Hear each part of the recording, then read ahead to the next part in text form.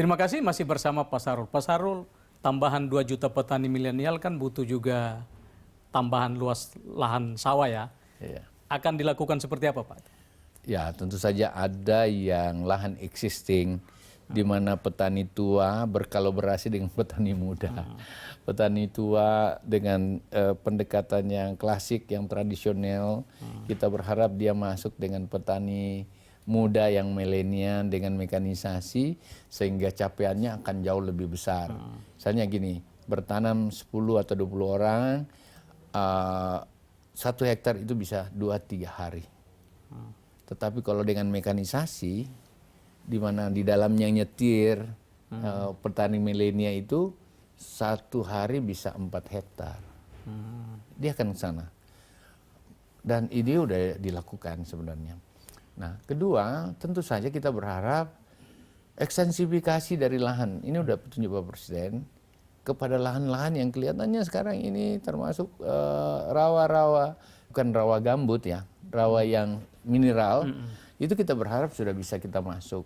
Di Kalimantan masih cukup banyak, di Papua juga masih cukup banyak, yang lain. Dan itu secara bertahap kita akan lakukan. Dengan demikian kita berharap ada penambahan juga dari lahan-lahan yang ada. Ini beberapa waktu lalu Presiden kan ke Kalimantan Tengah mau menjadikan Kalimantan Tengah sebagai lumbung pangan kita ya. Nah waktu itu Pak Sarul sebagai Menteri Pertanian juga diikutkan atau karena banyak anggapan di luar bahwa nanti wah ini Menteri Pertahanan yang ngurus kayak gini nih. Mungkin bisa diklarifikasi Pak. Enggak. Presiden itu sangat meminta kita untuk bekerja secara terpadu dan kompak. Tidak ada kementerian yang punya visi sendiri. Visi Presiden menjadi visi kita semua. Oleh karena itu kita bisa bersama-sama. Dan di Kalimantan Tengah itu kalau udah teknis pertanian tentu bidangnya Kementerian Pertanian, bahwa ada kementerian lain yang bersama-sama, asistensi kita akan mainkan sama-sama ya. Yang penting semua bertujuan untuk ketahanan pangan dan saya siap untuk sama-sama. Yang kedua, saya lebih dulu di lapangan dari yang lain. Selalu saya perintahnya Presiden kalau ada Kementerian Pertanian duluan. Oh jadi di Kalimantan tuh Bapak duluan ke sana? Saya duluan. Nah, ini publik belum tahu nih. 2 hari 3 hari biasanya saya iyalah daripada nanti bersoal kan aku di lapangan dan tentu saja tidak saatnya seorang menteri cari nama lagi lah. Sekarang saatnya kerja dan kerja itu petunjuk Bapak Presiden dan saya akan lakukan itu. Nah, itu katanya ada 164.000 hektar ya. Ya. Itu bisa dijelaskan itu memang semua produktif untuk lahan sawah? Enggak.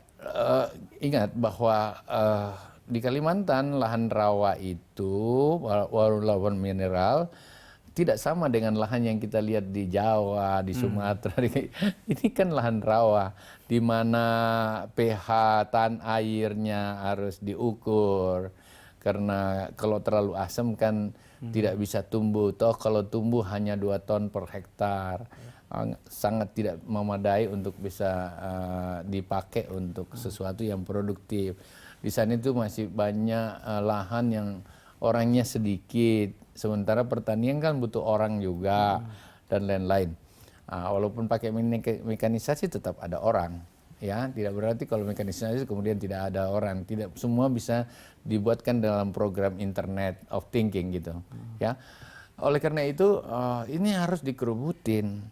Jadi pertanian hanya bisa kerja kalau PUPR menyelesaikan irigasi primer, sekunder, tersier, kuarter, irigasi cacingnya gitu. Kita bagi-bagi itu. Baru saya masuk di dalamnya. Nah, urusan bagaimana sampai ada orang di situ?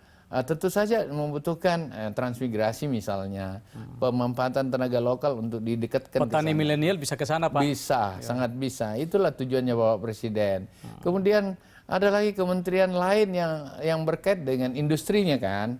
Kalau begitu bisa koperasi, bisa BUMN. Nah, kita begitulah kerja. Nah, posisi yang ada bisa saja dikoordinasi oleh siapa dan lain-lain dan kami di kabinet itu aman-aman aja. Yang penting semua kerja. Kan begini, pertanian itu tergantung lahan dan manajemen air. Water management sangat menentukan, apalagi di rawa. Jadi kalau gitu, pertanian hanya bisa masuk kalau posisi air yang ada dari rawa itu in outnya sudah diselesaikan. Itu contohnya. Oleh karena itu memang pertanian nggak bisa sendiri. Saya sudah syukurlah ada Menham yang mau sama-sama di situ kita lihat yang mana lahan yang harus ini, dan existing lahan yang ada kurang lebih sekarang 80 yang irigasinya masih harus dilakukan. Sebentar, 80.000 itu 80. yang sudah bisa, yang sudah ditanami Pak, atau Masih perlu diolah, perlu diolah. jadi itu lahan masih kosong tuh ya, masih kurang lebih tentu ada di semak belukar karena udah lama ditinggalin, tidak ada yang olah. Nah, masih banyak. dari kajian Kementerian Pertanian, apakah 165.000 hektar itu semuanya layak tanam atau hanya sekian yang layak tanam? Yang sekarang ini yang kami konsentrasi di awal 2020 itu 30.000 hektar. 30.000, oke. Ya.